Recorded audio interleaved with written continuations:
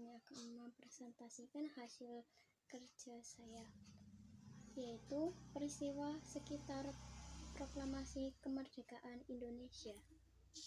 Yang pertama, pembentukan BPUPKI, Badan Penyelidikan Usaha-Usaha Persiapan Kemerdekaan Indonesia BPUPKI, dibentuk pada 29 April 1945 atas inisiatif Perdana Menteri Jepang, Jenderal Kuniaki Kaiso.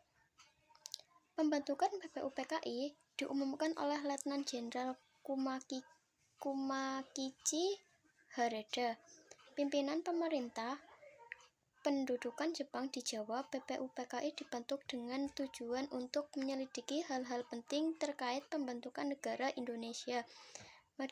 Mereka menggali aspirasi masyarakat Indonesia, merumuskan dasar-dasar negara yang akan menjadi dasar kemerdekaan Indonesia. Pembentukan PPKI. PPKI dibentuk oleh Jenderal Terauchi pada 7 Agustus 1945 di kota Ho Chi Minh, Vietnam. Pembentukannya disaksikan langsung oleh Insinyur Soekarno, Dr. Andes Muhammad Hatta, dan Dr. Rajiman Wotyodiningrat.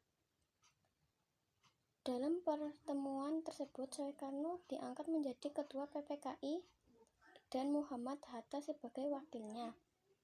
Panitia Persiapan Kemerdekaan Indonesia PPKI dibentuk pada 7 Agustus 1945 oleh pemerintah penduduk Jepang. PPKI dibentuk untuk melanjutkan tugas-tugas Badan Penyelidikan Usaha-Usaha Persiapan Kemerdekaan Indonesia BPUPKI yang telah dibubarkan. Yang ketiga, pengeboman Hiroshima dan Nagasaki.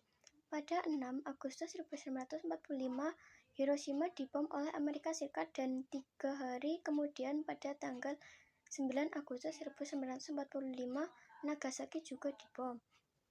Perbedaan pendapat golongan muda dan tua. Golongan muda mendesak agar proklamasi kemerdekaan segera diumumkan, sedangkan golongan tua ingin proklamasi dilakukan secara terstruktur dan mendapatkan pengakuan dari negara lain. Yang keempat, peristiwa Rengas Dengklok. Pada 16 Agustus 1945, golongan muda menculik Soekarno dan Hatta ke Rengas Dengklok untuk mendesak mereka segera memproklamasikan kemerdekaan tanpa menunggu janji dari Jepang. Beberapa pemuda yang terlibat dalam penculikan ini antara lain Sukarni, Wikana, dan Khairul Sholeh. Mereka semua merupakan anggota dari Perkumpulan Menteng 31. Peristiwa ini terjadi pada tanggal 16 Agustus 1945 pukul 3 waktu Indonesia Barat. Yang kelima, penyusunan teks proklamasi. Teks proklamasi disusun oleh Soekarno, Hatta, dan Ahmad Soebarjo di Rumah Laksamana Maida pada malam 16 Agustus 1945 pada pukul 3 waktu Indonesia Barat. Naskah sebanyak 2 alinea yang penuh dengan pemikiran tersebut lalu selesai dibuat 2 jam kemudian. Naskah kemudian diserahkan kepada Sayuti Melik untuk diketik.